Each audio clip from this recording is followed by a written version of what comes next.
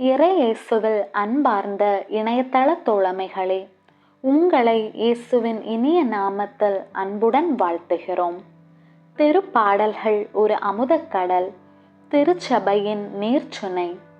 திருப்பாடல்கள் தருவதெல்லாம் இறை வேண்டல்களும் மகிழ்ச்சி, துக்கம் இவற்றையெல்லாம் ஆண்டவரிடம் எளிய முறையில் எடுத்து கூறுவதற்கான வழியும் தான்.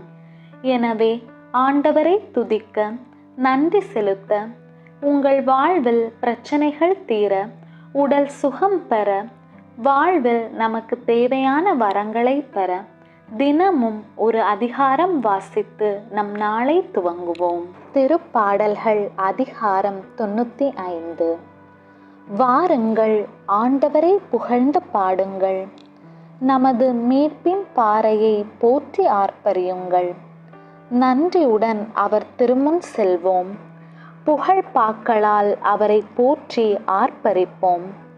ஏனெனில் ஆண்டவர் மாண்புமிகு இறைவன், தெய்வங்கள் அனைத்திற்கும் மேலான பேரரசர். பூ உலகின் ஆழ்பகுதிகள் அவர் தம் கையில் உள்ளன, மலைகளின் கொடுமுடிகளும் அவருக்கே உரியன. கடலும் அவருடையதே, அவரே அதை படைத்தார். உலர்ந்த தரையும் அவருடைய கைகளை உருவாக்கின. வாருங்கள், தாழ்பணிந்து அவரை தொழுவோம், நம்மை உருவாக்கிய ஆண்டவர் முன் முழங்கால் இடுவோம். அவரே நம் கடவுள், நாமோ அவரது மேய்ச்சலின் மக்கள். நாம் அவர் பேணி காக்கும் ஆடுகள். இன்று நீங்கள் அவரது குரலுக்கு செவி கொடுத்தால் எத்துணை நலம். அன்று மெரிபாவிலும் பாலை நிலத்தில் மனசேவிலும் செய்தது போல் உங்கள் இதயத்தை கடினப்படுத்திக் கொள்ளாதீர்கள். அங்கே உங்கள் மூதாதையர் என்னை சோதித்தனர், என் செயல்களை கண்டிருந்தும் என்னை சோதித்து பார்த்தனர். 40 ஆண்டளவாய் அந்த தலைமுறை எனக்கு வெறுப்பூட்டியதால் நான் உரைத்தது, அவர்கள் உறுதியற்ற உள்ளம் கொண்ட மக்கள், என் வழிகளை அறியாதவர்கள். எனவே நான் சினமுற்று, நான் அளிக்கும் இளைப்பாற்றின் நாட்டுக்குள் நுழையவே மாட்டார்கள் என்று ஆணையிட்டு கூறினேன். ஆண்டவரின் அருள்வாக்கு. இறைவனுக்கு நன்றி. விண்ணுலகில் இருக்கிற எங்கள் தந்தையே, உமது பெயர் தூயதென போற்ற பெறுக. உமது ஆட்சி வருக. உமது திருவுள்ளம் விண்ணுலகில் நிறைவேறுவது போல மண்ணுலகிலும் நிறைவேறுக. எங்கள் அன்றாட உணவை இன்று எங்களுக்கு தாரும்.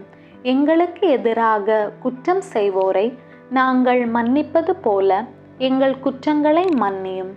எங்களை சோதனைக்கு உட்படுத்தாதேயும், தீமையிலிருந்து எங்களை விடுவித்தருளும். ஆமேன்.